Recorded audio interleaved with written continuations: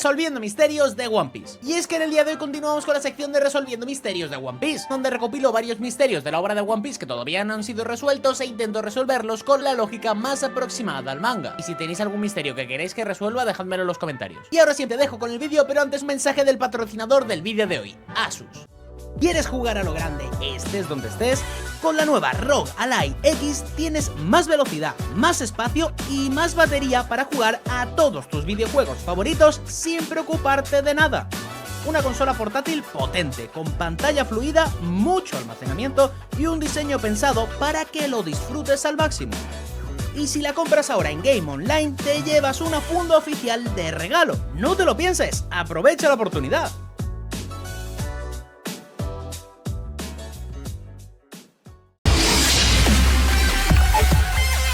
Empecemos con el primer misterio y vamos a ir al arco de Wano. Y es que en el arco de Wano ocurren varias cosas que son totalmente claves para la trama. Entre ellos lo que más destaca es obviamente todo el Year 5, que eso tiene un montón de teorías, tiene un montón de cosas a futuro, cosas a pasado y mil cosas que se pueden hablar de ello. Pero en el día de hoy no vamos a hablar de esto, vamos a hablar de otro tema que pasa un poco por alto, que es algo que sí que es cierto que causa mucha impresión la primera vez que lo ves, pero piensas que en un futuro se va a resolver en el mismo arco y finalmente no ocurre. De hecho, ni en el mismo arco ni más adelante, porque por algo lo estoy metiendo en el vídeo, porque esto no se ha resuelto. Y es que en cierto momento del arco de Wano vemos que se mencionan 20 años, y esto lo menciona Oden. Que Oden suelta algunas frases hablando de que en 20 años vendrá la gente y podrá liberar Wano. Y esto no es una frase que se aplique únicamente para Oden, sino que lo dice la misma Toki. Y la pregunta es, ¿cómo sabían ellos que en 20 años vendría Luffy y los demás a liberar Wano? ¿Qué manera tenían para averiguar que en esos 20 años vendrían? ¿Cómo lo sabían? ¿De dónde sale esa información? Pues es algo que hoy todavía no se ha resuelto y no tenemos ni idea. Pero para intentar resolverlo creo que tenemos que analizar las frases donde se dice esto concretamente y analizar todo el texto. Lo primero de todo es el momento que lo dice Oden, y es que dice: en 20 años los piratas del futuro llegarán a Wano. Y cuando lo hagan, el país debe abrirse. Ayudadlos. Esto es justamente lo que dice Oden y obviamente es muy importante porque luego resulta que es así, pero tampoco se nos da ningún contexto de por qué pasa. Ahora pasemos con Toki. Y es que Toki dice: dentro de 20 años la luz de la luna vendrá a eliminar la oscuridad. Cuando el amanecer llegue, los que no tengan sombras desaparecerán. Wano será el amanecer del mundo.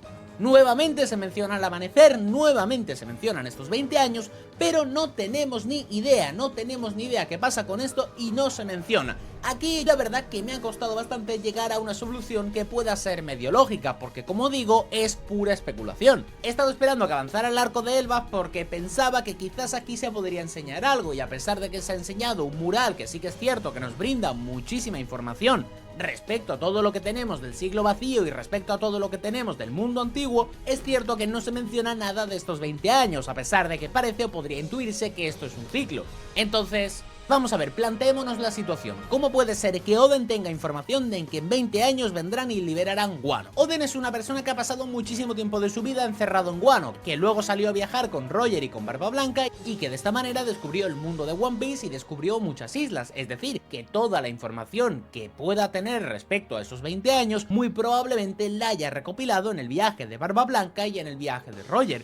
Y a pesar de que hemos visto cómo ha ido por ciertas islas y se nos han enseñado ciertas escenas, es cierto que no hay nada muy destacable quitando dos momentos. Uno de ellos es cuando viaja con Roger y se encuentran en Skypiea y finalmente graba las letras en la campana dorada que lee Robin años después, y otra parte obviamente es cuando llegan a la isla de Laugh Tale, que es muy importante y es la parte más importante del viaje, y de hecho te diría que es de las cosas más bonitas y mejores que hemos visto en One Piece. Como Skypiea parece ser un punto que sí que es muy antiguo y que tiene mucha información pero que está bastante alejado del mar azul, pues no me parece que podamos sacar mucha información acerca de esto, sobre todo si nos basamos en algo de Wano. Entonces me parece bastante lógico pensar que podría ser algo que hubiera visto en Laugh Tale, y puede ser que ya hayamos visto alguna pista. Decir que obviamente me estoy refiriendo a cosas que hayamos visto en el viaje. Por ejemplo, si Zunisha en algún momento él sabe de la predicción porque lo sabe de algo del siglo vacío y Zunisha se comunicó con Oden y se lo dijo, pues eso no lo hemos visto. Quizás es algo que se omitió del viaje, lo cual sería muy Oda también, y es probablemente lo que acabe pasando. Pero aplicando un poco la lógica de la obra de One Piece,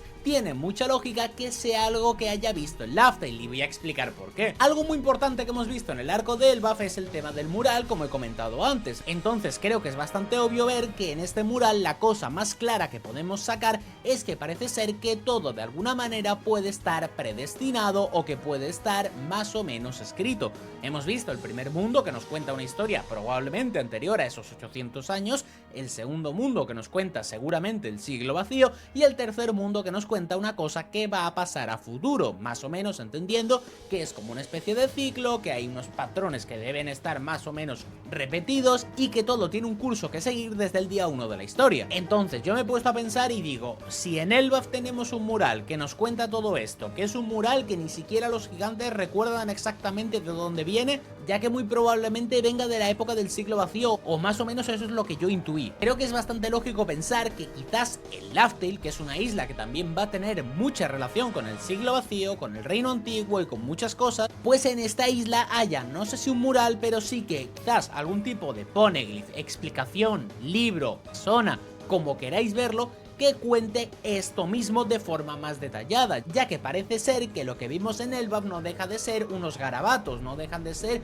una forma muy simple de expresar y contar la historia, es algo muy limitado por unos dibujos muy sencillos que parece que están hechos por un niño pequeño como se dice en el propio manga y que está todo muy resumido en apenas 3 textos. Entonces si suponemos que cuando llegó Roger a Laugh Tale encontró cosas muy importantes, tiene mucha lógica que en ese sitio encontrara este mural pero explicado mucho más. No me refiero obviamente de que encuentre el mismo mural, pero quizás encontró un mural más detallado, como digo, un poneglyph, otra cosa, pero que explique la información del mural de manera mucho más detallada. Esto es un tema peligroso porque obviamente cuando tú tienes el tema del destino en una obra puede salirte muy bien o puede salirte muy mal y es bastante complicado aplicar el tema de la libertad de Luffy y el tema de todo lo que puede ser el destino. Pero bueno, es algo que trataremos en un vídeo futuro. La cosa es que también tenemos que ver cómo sigue los patrones Oda y es cierto que en Elbaf nos ha estado dando información poco a poco de forma de cuentagotas y el mural ha sido un soplo de aire fresco porque nos ha dicho muchas cosas nuevas y nos ha dicho cosas que ni siquiera pensábamos que se iban a revelar,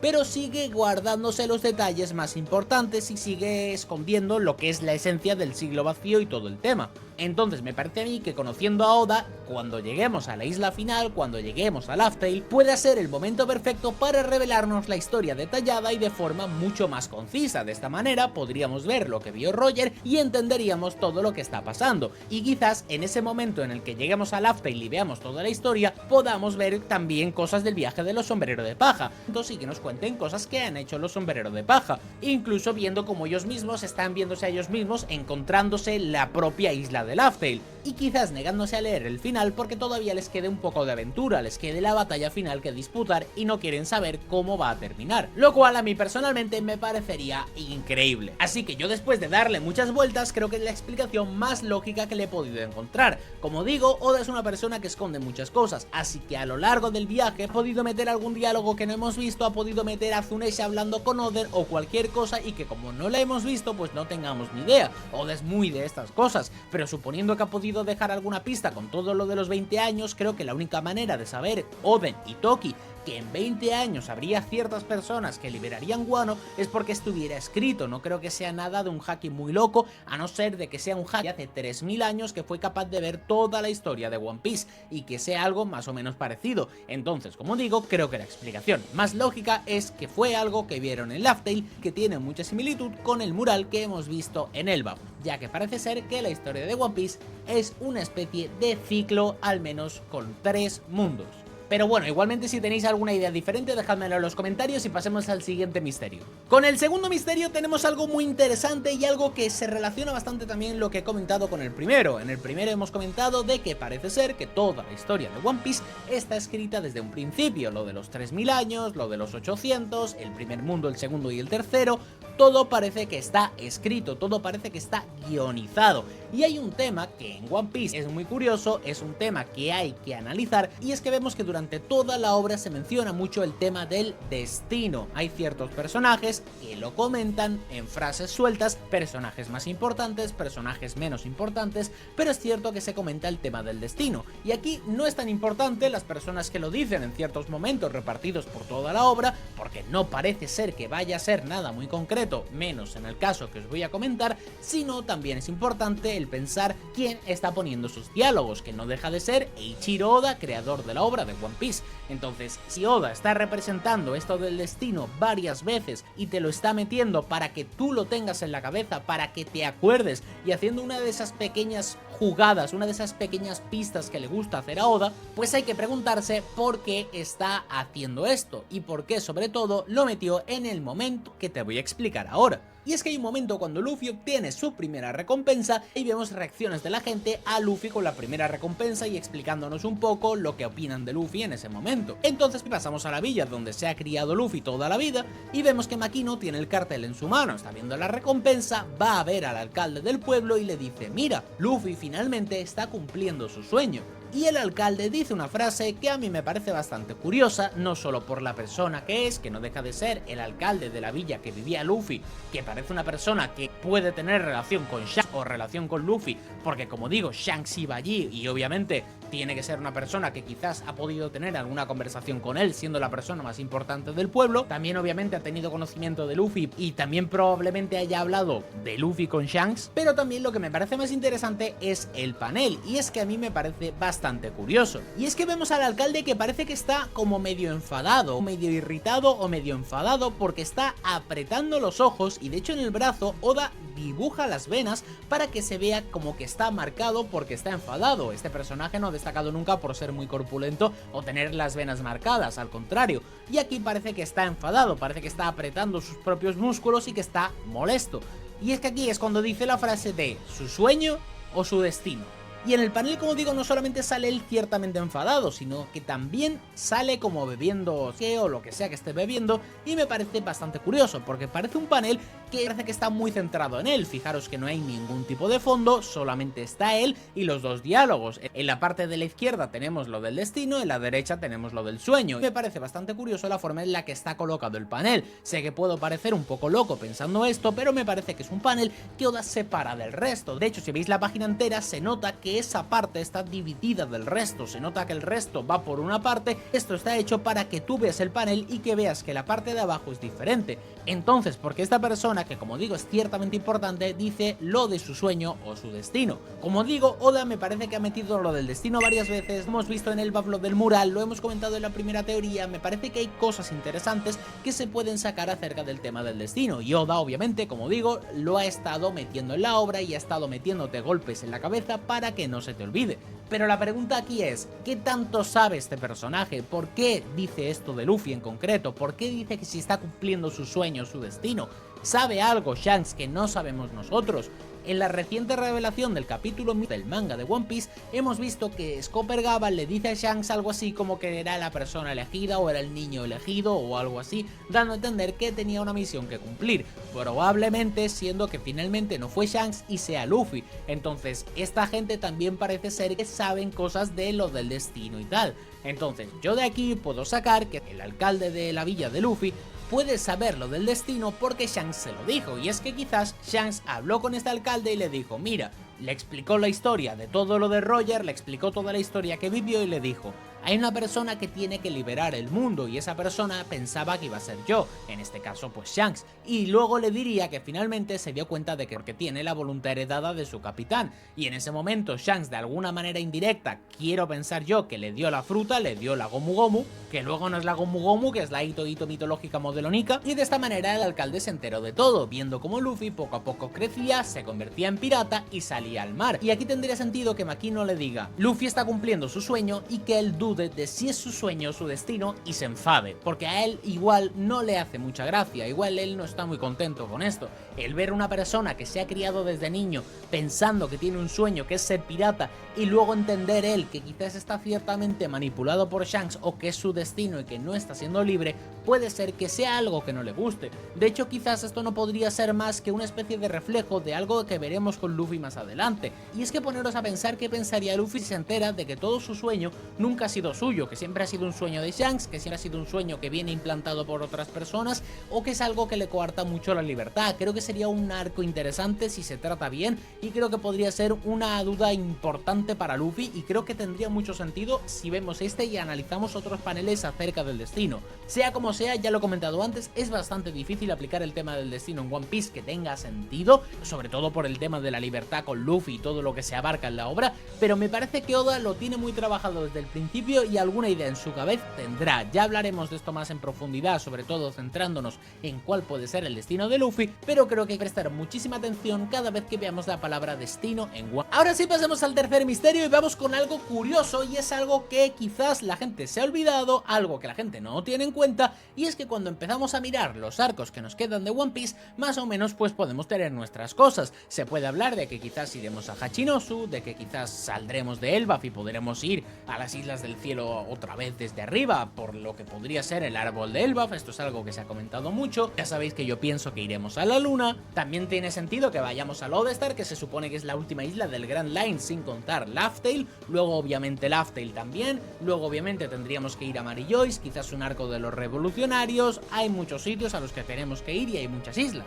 Pero cuando se habla de esto hay algo que se pasa por alto para el 98% de las personas. De hecho, si tú sabes a lo que me estoy refiriendo, déjamelo en los comentarios ahora mismo. Y es que lo que se pasa por alto es algo que se comentó hace muchísimo tiempo, poco después del timeskip. Y es que nada más nos reunimos con el resto de sombreros de paja y nos metimos directamente en la isla Gyojin, después de toda la aventura, quedó algo suelto que parecía que se iba a dar allí, pero finalmente no se dio. Y es que Madame Charlie, que era una pitonisa que era completamente experta y que había acertado el 100% de las predicciones, predijo en una esfera de cristal que veríamos una persona que se supone que es Luffy. Es cierto que en el anime se le ve la cara y en el manga no, es importante ese detalle, muy importante, pero que habría una persona con un sombrero de paja, o al menos esta silueta que estáis viendo en pantalla, que destruiría a la isla Gyojin, y en un principio pues se dio a entender que era Luffy. Bien, ¿qué pasa con esto? ¿Qué va a pasar? ¿Cómo va a suceder todo esto? He encontrado múltiples teorías acerca de esto porque hay muchas cosas que comentar, y claro, si suponemos de primeras que es Luffy, tenemos que volver a la isla Gyojin. Luffy no puede destrozar la isla Gyojin a distancia, de momento todavía no ha aprendido a pegar puñetazos con Wiffy, aunque bueno, con el haki es cierto que es capaz de golpear sin tocar el objetivo, pero no creo que llegue hasta la isla Gyojin. La cosa es que obviamente analizando el panel nosotros lo vemos y podemos pensar que es Luffy. De hecho tiene toda la pinta de que es Luffy, porque es una persona con un sombrero de paja y de hecho parece que tiene la silueta de Luffy. Y como digo, me voy a centrar en el manga y no el anime, que se le ve la cara. El anime no es canon y no es la primera vez que alteran datos que acaban siendo contraídos por el manga. Entonces, como digo, hay muchas teorías acerca de esto. La primera de todas es que hay gente que dice que no va a ser Luffy.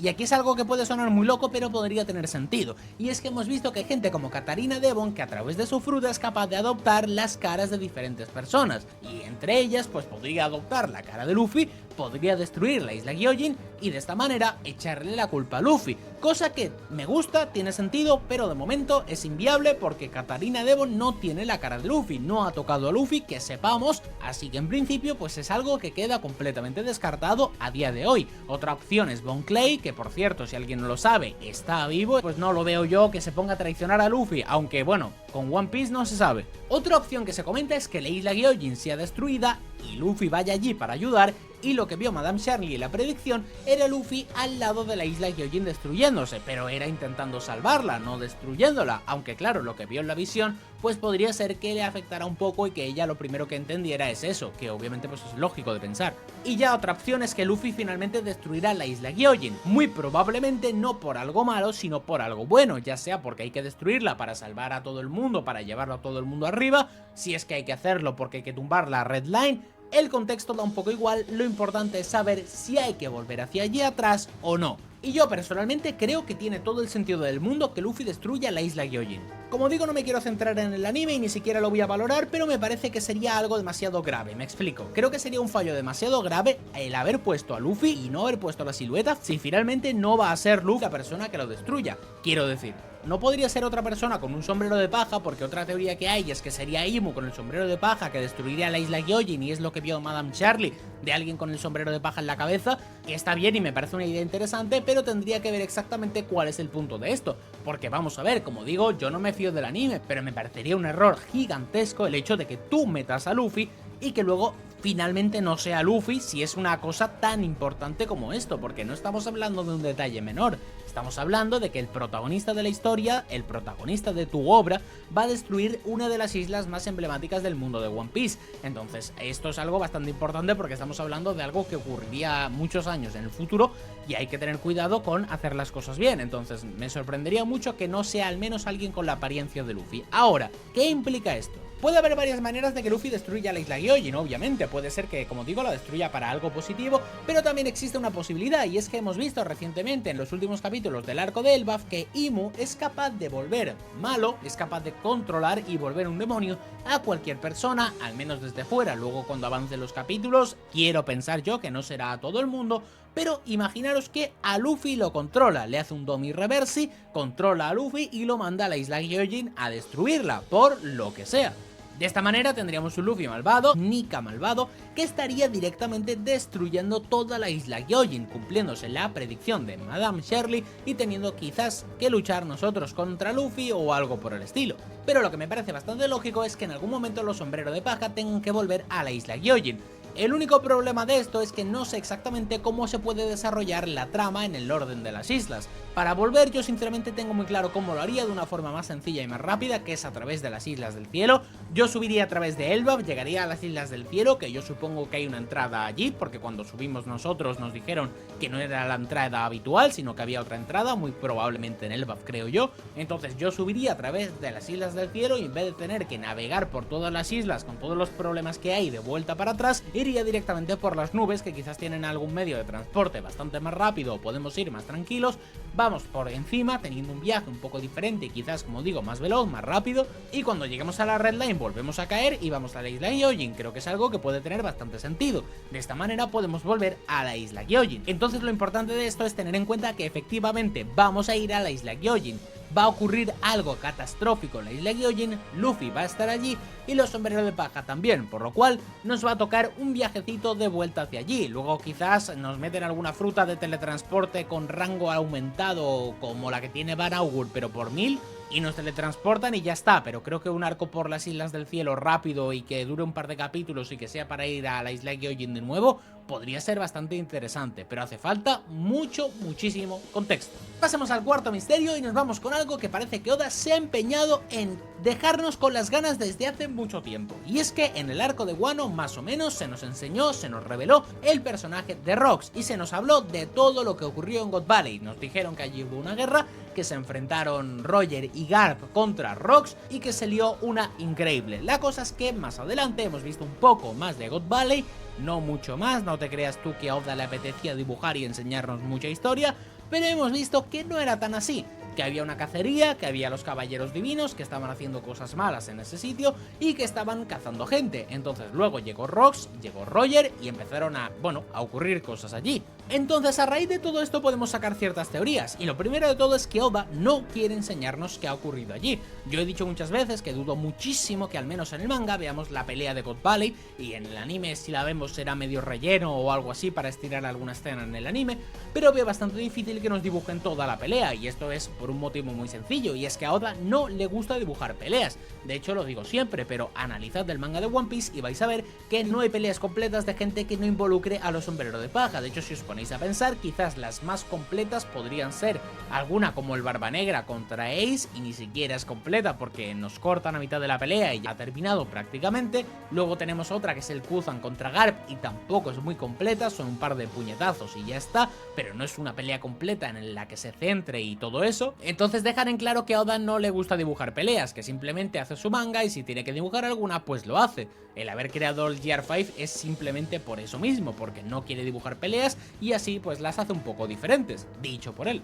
Entonces, partiendo de la base de que no vamos a ver las peleas, ¿qué pasó en God Valley? Ese es el misterio que voy a intentar resolver hoy, y es que creo que precisamente esto es importante. Si Oda no nos quiere enseñar God Valley, no es solo por el tema de la pelea, sino porque ocurrió algo importante allí. Y quiero decir, ya nos ha enseñado un par de cosas, nos ha enseñado que había esclavos, nos ha enseñado que estaban los caballeros de Dios, nos ha enseñado que estaba Roger, que estaba Rox, que estaba Garp, la base la sabemos, pero no sabemos el final. Se dice que esa isla desapareció en el mar y tal, y que el nombre se borró de la historia, pero ¿por qué podría ser esto? Quizás hay más cosas que no podemos comentar o cosas que no sabemos, ¿no? Y claro, es que me he puesto a pensar y digo, si en esta isla estaban los caballeros sagrados y a día de hoy en el buff tenemos a los caballeros sagrados también, puede ser que ocurra algo similar. De hecho hay un diálogo importante que vemos que me parece interesante, y es que hay un momento en el que Scopergavan, cuando siente el haki de Imu, dice, ese haki es... y entonces se calla, o sea, da a entender como que el haki le suena, como que el haki le llama la atención.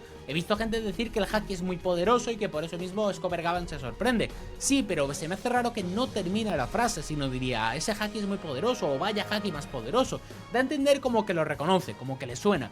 Entonces yo me he puesto a pensar y creo que tiene mucha lógica, muchísima lógica, que este haki lo haya sentido antes en la isla de God Valley. Y es que allí tuvimos a los caballeros divinos, y si hemos visto que Imu es capaz de manifestarse a través de los caballeros divinos, si tenemos que Imu estaba en una isla donde estaban sus caballeros divinos y estaban Rox y estaban Roger, que eran los piratas que más problemas le podían causar, incluso aunque estuviera Garp, que imagino que para ellos era como un daño colateral, de hecho probablemente se enfrentó a alguno de ellos, de los caballeros sagrados allí en God Valley, creo que tiene bastante sentido el pensar que Imu utilizó su poder en God Valley, y es más, probablemente aplicó el Tommy Reversi en varias personas. No estoy diciendo que lo aplicaran tripulantes de Rox, Roger o demás, pero que quizás lo aplicó en ciertos soldados que estaban por allí, en los propios ciudadanos, quizás aumentando el poder de los caballeros sagrados. Y es que claro, imaginaros que lo que ocurrió realmente en God Valley fue que Imu utilizó todo su poder para controlar media isla, para tener un ejército increíble de gente muy difícil de derrotar, aumentando sus poderes por 10 o por los que sea, que es lo que hemos visto que ha hecho en Elbaf o algo así, y que se llenó eso de gente muy poderosa, encima con los caballeros divinos potenciados por el poder de Imu,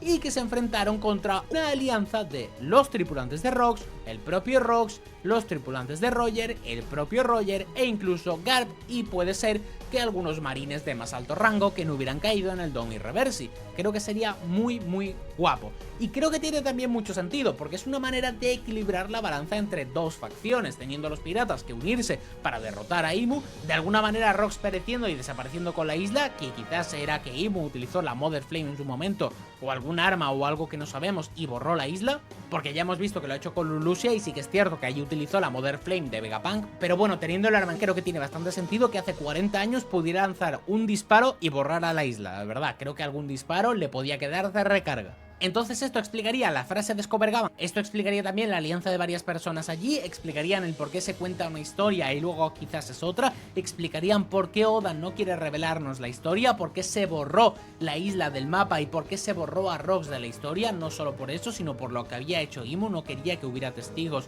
y sabía que a Roger no le iban a creer porque era el rey de los piratas, título que le dieron ellos mismos más adelante, seguramente para causar más miedo, y Garp seguramente no iba a decir nada por el tipo de persona que era. Pero de hecho, como digo, fijaros que no le tiene respeto a los tenryubitos ni a nada, entonces quizás eso venga de algo también. Así que para mí esto tiene mucho sentido y encaja muchas cosas. Yo creo que es esto, no sé si en algún momento lo explicará Oda o no, me encantaría verlo y verlo en detalle, pero yo creo que Oda no lo va a hacer y Oda pues como mucho nos dará un panel, una página o algo así explicándonos muy brevemente eso y nos contarán la historia. Quizás narrada por Garp, quizás sacando las memorias de Garp y viéndolas nosotros de manera muy breve, pero será algo así como un par de páginas, un par de capítulos muy breves o algo así, pero creo que no se van a centrar en la pelea, sino en lo importante que fue el desarrollo, las sensaciones de la gente, el cómo borraron la isla, el por qué, en quién era Rox y cosas del estilo. Vamos, en mi cabeza yo creo que es algo que tiene muchísimo sentido. Y ahora sí vayamos a resolver el quinto misterio del vídeo de hoy y nos vamos a ir sin rodeos con el sombrero gigante de Imu.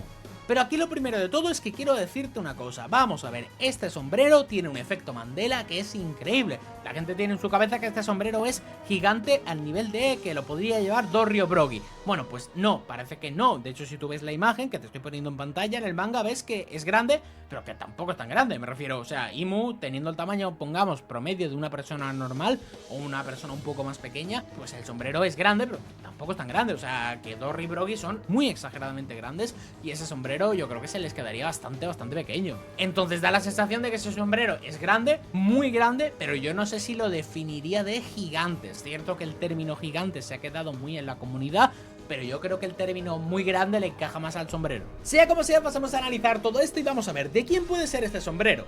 La mayoría de gente yo sé que estáis pensando ahora mismo que obviamente eso es muy fácil, este sombrero pertenece a Joy Boy. Bueno, pues creo que esto no es así, ya que es cierto que hemos visto a Joy Boy nosotros en un flashback y no le hemos visto su cara, pero lo hemos visto con Emmet, podemos comparar y parece ser que podría ser un humano, o como mucho un humano un poquitín más grande, pero yo creo que hasta el sombrero, que sí que bien he dicho que no es gigante, se le queda pequeño. O sea, no da la sensación de que Joy Boy fuera grande tampoco como para tener esa cabeza y ese sombrero. Además de que obviamente sería demasiado fácil, conocemos perfectamente a Oda y conocemos lo que le encanta reírse de nosotros. ¿No creéis que sería muy obvio que fuera el sombrero de Joy Boy?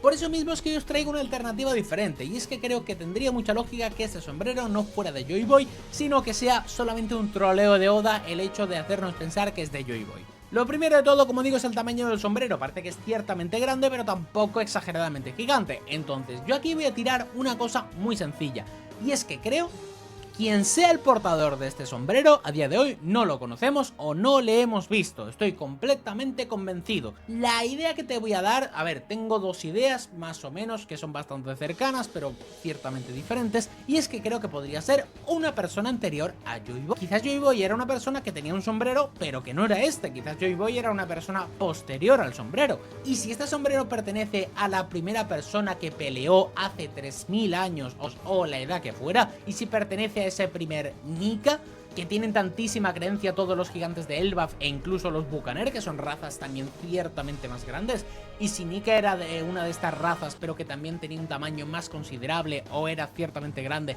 y tenía este sombrero, quizás, y si no era Nika y era un personaje que, como digo, todavía no conocemos y que era anterior a Nika, pues creo que es algo que tiene mucho sentido. ¿Por qué? Pues porque, como digo, este sombrero parece que está criogenizado. Si está criogenizado, entiendo que es para que la paja pues no se pudra, y porque lo tiene allí en una cámara en la que probablemente tenga, no sé si otras cosas, cuerpos o algo así, pero lo tiene en una cámara criogenizada para preservarlo, para guardarlo. Y creo que si ese sombrero tiene 3000 años o más, pues tendría sentido que se hubiera podrido, entonces yo creo que tiene sentido que esté congelado. Otra cosa que se me puede venir a la cabeza es que este sombrero no sea propiamente de nadie, sino de algo. Y es que nosotros conocemos que existía un reino muy avanzado hace muchos años, conocido como el Gran Reino, el Reino Antiguo, como queréis llamarlo, pero conocemos de su existencia. Y es cierto que no hemos visto nada de ellos, pero sabemos que tenían gran tecnología y que se supone que eran unas personas avanzadas. Entonces yo a partir de aquí saco una idea. ¿Qué tal si este sombrero no era nada más que algo representativo de ese país, de ese reino? Y si quizás eso era algo que tenían, por ejemplo, en el centro de una mesa, como ellos tienen la Reverie y tienen su símbolo metido en la Reverie del gobierno mundial, ellos tenían el sombrero en el centro de su Reverie, y que era algo que el gobierno mundial extrajo de allí, del reino antiguo. ¿Qué tal si ellos copiaron el Reverie de allí porque ellos mismos hacían lo mismo con otros reyes y en el centro tenían el sombrero de paja que simbolizaba cualquier cosa y lo tenían allí? Y Imu tiene guardado del recuerdo de haber destruido ese reino hace mucho tiempo como una especie de trofeo, y al ver que Luffy lo tiene, decir que ese sombrero le suena y que le recuerda a este reino antiguo. Creo que es algo que tiene bastante sentido, y es que creo que encajaría que este sombrero no sea de nadie, sino sea de algo, o como digo, de muchas personas, que sea una insignia de ese reino, y creo que es algo que tendría mucha lógica. De esta manera Oda nos volvería a sorprender, porque nosotros siempre estamos pensando que ese sombrero debe pertenecer a alguien, ya sea Joy Boy o ya sea quien sea, pero sí que es cierto que se tiene siempre en la cabeza que esa persona debe ser alguien que la que lleve el sombrero, cuando podría ser que no, podría ser un símbolo y podría tener mucho sentido esto. Vamos, yo esto es un poco la idea que tengo ahora mismo. Creo que, como digo, hay dos variables. La primera es que sea alguien que no conocemos, alguien de anterior a Joy Boy, alguien que sí que fuera más grande, casi un gigante o un bucanero muy grande, y que tuviera pues años atrás, y que esa persona tuviera el sombrero, y que pues no sé si Imu lo heredó o lo obtuvo desde ese momento o algo por el estilo, porque Imu se supone que viene del siglo vacío, pero puede ser que venga de antes, es algo que no podemos ni confirmar ni desmentir. Pero otra opción muy importante que hay que valorar, como digo, es que sea un símbolo, y de esta manera pues Imu pues nos habría engañado a todos y Oda nos habría engañado a todos, teniendo eso como trofeo del reino antiguo de hace tantísimos años y un recordatorio de que ellos ganaron la guerra, y que sea pues el trofeo más preciado que tienen, que sea algo así como la corona del reino antiguo, y que simplemente pues lo tengan pues eso, como un trofeo. Creo que es algo que tiene mucho sentido, creo que encajan muchas cosas, creo que encaja mucho con Oda, creo que encaja en One Piece, que cuando tratas de resolver misterios lo más importante es que te encaje con cómo lo hace el autor y cómo es la obra, y yo, como digo, personalmente pues creo que me encaja a la perfección. Así que dejadme un poco en los comentarios qué pensáis acerca del sombrero, si tenéis alguna teoría o no, y eso, dejadme en los comentarios a ver qué pensáis, y dejadme todo lo que tengáis allí para debatir vosotros en los comentarios, y ya sabéis que os leeré. Decir obviamente que esta clase de vídeos lleva muchísimo trabajo, así que si te ha gustado el vídeo, dale al botón de like y suscríbete. Y déjame en los comentarios qué misterios quieres que resuelva en los siguientes vídeos. Ahora sin nada más que decir, mandarte un saludo al mejor youtuber, más guapo, el mejor y más sexy, más humilde de toda la comunidad de One Piece con diferencia. Un saludo enorme y nos vemos en el siguiente vídeo.